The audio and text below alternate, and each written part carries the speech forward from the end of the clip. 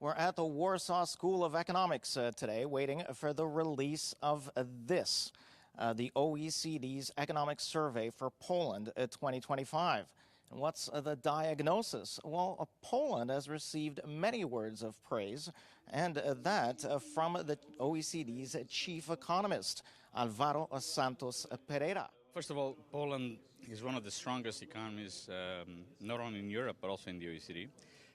We forecast growth of 3.4 this year and 3% next year. So we're talking about very robust economy, in particular when we see the core of the European Union not doing very well, either stagnating or growing 1%. So it shows very well that Polish economy continues to be very resilient and strong. Well, that's all good news, but there's always a but. And there are still many challenges ahead for Poland going forward. There's 2 or 3 issues that is important to keep in mind. First of all, because you have a large fiscal deficit, thanks to the energy supports and the family supports and all the supports that you had, which they're expensive.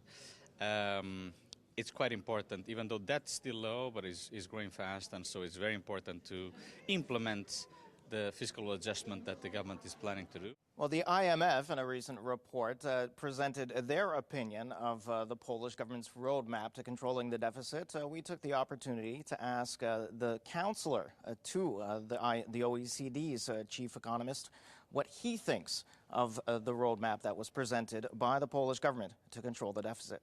So we fully support the government plan, the plan starting the consolidation in 26. It's an ambitious plan.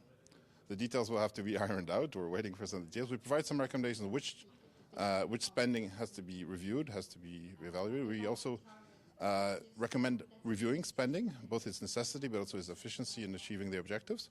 And equally on the tax side, looking at some tax items that can be increased to help raise revenues, bridge some of the gaps in the tax system.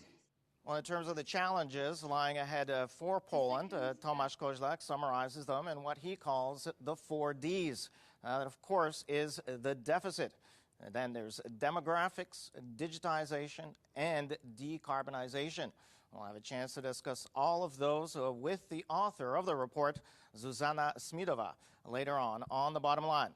I'm Konrad Gorlinski, reporting for TVP World.